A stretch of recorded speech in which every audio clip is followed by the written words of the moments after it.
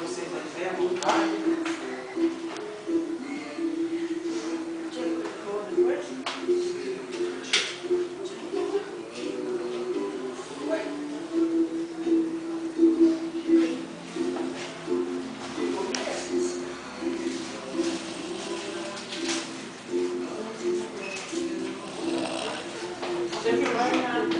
Tem mais uma lá, que acho que não vai. É, só mais uma, Catiane.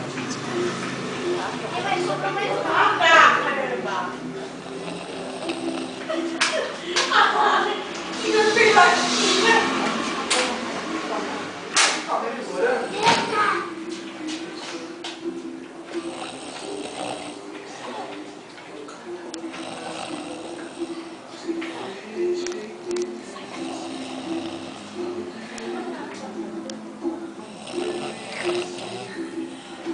Transformação.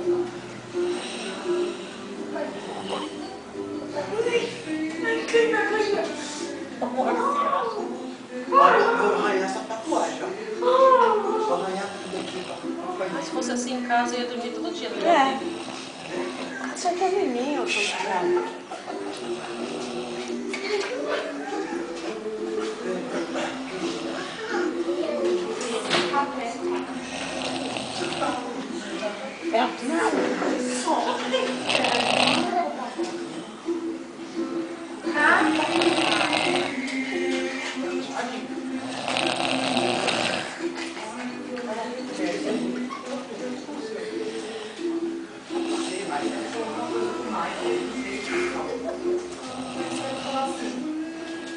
Aí, Marcos, eu fui na academia, aí o Marcos falou, não,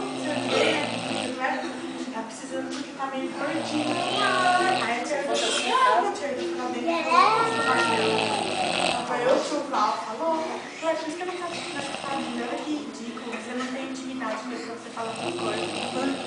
Tipo, ela falou assim, Eu tô gravando, eu tô em Guarulhos. Dá pra falar, você tá brincando.